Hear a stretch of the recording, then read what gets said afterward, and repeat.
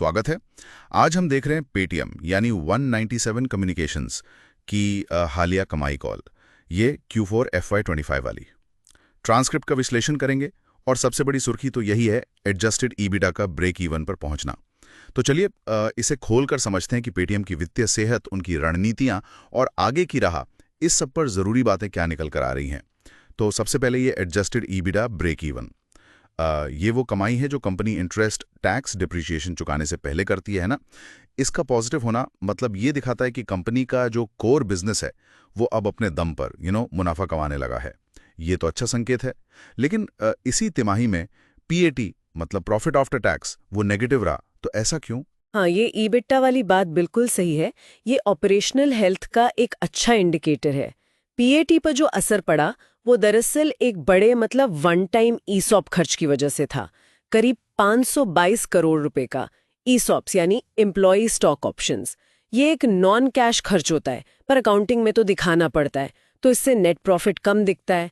लेकिन अच्छी बात यह है, जैसा कंपनी ने भी कहा, कि भविष्य में ये ईसॉप लागत काफी कम होने की उम्मीद है, शायद 75 से 100 करोड़ प्रति तिमाही की रेंज में। तो इससे आगे चलकर पीएटी पॉजिटिव होने की उम्मीद बढ़ जाती है। बिल्कुल। अच्छा, समझ गया। तो वो एक तरह का अकाउंटिंग एडजस्टमेंट था। अब जरा लेंडिंग यानी कर्ज देने वाले बिजनेस पर आते हैं। पर्सनल लोन बांटने में तिमाही दर तिमाही थोड़ी गिरावट दिखी है, तो क्या कंपनी इस सेगमेंट से मतलब थोड़ा पीछे हट रही है? देखिए, पीछे हटना शायद सही शब्द ना हो, वो असल में रणनीति बदल रहे हैं। पर्सनल लोन के लिए अब वो एक प्योर डिस्ट्रीब्यूशन मॉडल अपना रहे हैं। Pure distribution? हाँ, मतलब पेटीएम सिर्फ ग्राहक और जो लोन देने वाली कंपनी है उनके करीब 14 पार्टनर्स हैं, उनको मिलाएगा। लोन की जो वसूली है, जो जोखिम है, उसकी जिम्मेदारी पार्टनर की होगी। अच्छा। तो इससे पेटीएम का अपना रिस्क कम हो जाता है। पर हाँ, इसका असर लोन बांटने की रफ्तार पर जरूर पड़ा है। दूसरी तरफ जो व्यापारियों को लोन देते हैं, मर्चेंट क्रेडिट, उसमें अच्छी ग्रोथ दिखी है। तो फोकस थोड़ा शिफ्ट हुआ है, ऐसा लगता है। यानी रिस्क कम करने पर ज्यादा ध्यान है। अच्छा, पेमेंट्स की बात करें तो यूपीआई पर एमडीआर लगने की काफी चर्चा है। एमडीआर यानी मर्चेंट डिस्काउंट रेट, वो फीस जो दुकानदार डिजिटल पेमेंट लेने पर चुकाते हैं। अगर ये लागू होता है तो पेटीएम के लिए इसके क्या मायने होंगे? हाँ, ये काफी टाइम से चल रहा है। कंपनी को भी उम्मीद है कि एमडीआर शायद जल्द आ सकता है। अगर ऐसा हुआ तो जो क्यूआर कोड स्कैन से पेमेंट्स होते हैं उन पर भी कमाई का एक जरिया खुल जाएगा। अभी तो वो 0 है। अनुमान यह है कि अगर एमडीआर मान लीजिए 25 बेसिस पॉइंट्स यानी 0.25% तय होता है, तो पेटीएम को कंपटीशन वगैरह देखकर इसमें से शायद 5 से 8 बेसिस पॉइंट्स मिल सकते हैं। ओके। तो ये एक नया रेवेन्यू स्ट्रीम बन सकता है, छोटा ही सही पर होगा। और ये भी ध्यान रखना होगा कि शायद सरकार से मिलने वाले यूपीआई इंसेंटिव्स भविष्य में कम हो जाएं। दिलचस्प। अच्छा, अब आते हैं एआई पर। यहाँ थोड़ी बात इंटरेस्टिंग हो जाती है। कहा जा रहा है कि एआई से कॉस्ट कम हो रही है और कंपनी ने नॉन सेल्स भर्तियां भी कम कर दी हैं। तो क्या ये सिर्फ कॉस्ट कटिंग है? देखिए, कॉस्ट कटिंग तो एक पहलू है ही, लेकिन बात शायद उससे थोड़ी आगे की है। एआई से एम्प्लॉय प्रोडक्टिविटी, खासकर जो इंजीनियरिंग और ऑपरेशन टीम्स है, उनमें काफी बढ़ोतरी देखी जा रही है, ऐसा कंपनी का कहना है। मतलब वो कह रहे हैं कि कम लोगों के साथ ज्यादा काम हो पा रहा है।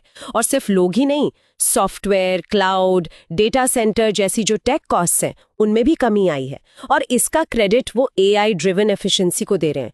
तो ये सिर्फ बचत नहीं बल्कि कैपेसिटी बढ़ाना भी है। लेकिन क्या इससे मतलब कर्मचारियों में थोड़ी चिंता नहीं बढ़ रही होगी कि भाई एआई आ रहा है तो नौकरी? ये एक चिंता तो है ही, जो किसी भी नई टेक्नोलॉजी के साथ आती है।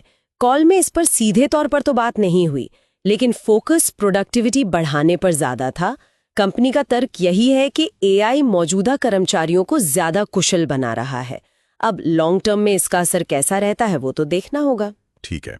अच्छा, एक और चीज, यूजर बेस की रिकवरी धीमी बताई गई। तो क्या अब कंपनी का फोकस उपयोगकर्ताओं से ज्यादा व्यापारियों पर शिफ्ट हो गया है? हाँ, छोटी अवधि में तो ऐसा ही लग रहा है।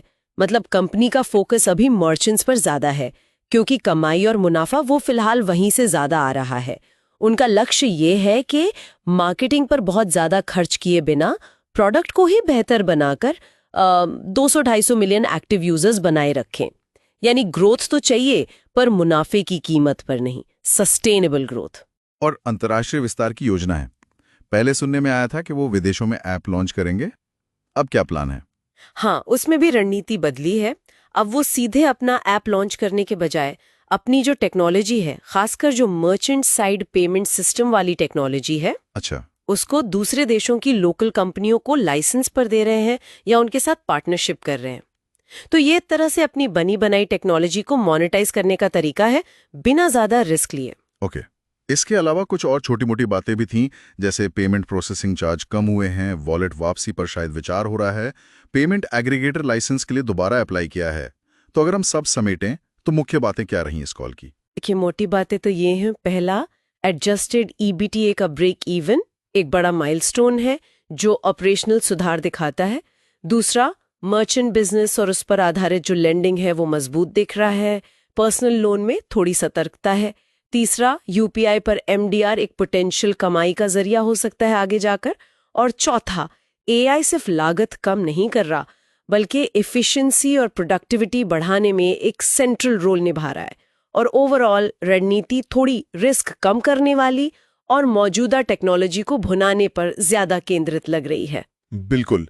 और एआई का जिक्र तो बार बार आया, तो अंत में एक विचार यहीं छोड़ जाते हैं। अभी एआई का इस्तेमाल ज्यादातर मौजूदा चीजों को बेहतर बनाने या कॉस्ट कम करने में दिख रहा है, पर क्या भविष्य में एआई पेटीएम को कुछ ऐसी बिल्कुल नई सेवाएं या प्रोडक्ट्स बनाने में मदद कर सकता है जिनके बारे में शायद हम आज सोच भी नहीं सकते? यह देखना दिलचस्प होगा कि एआई सिर्फ एक एफिशिएंसी टूल रहता है या इनोवेशन का एक नया इंजन बनता है पेटीएम के लिए।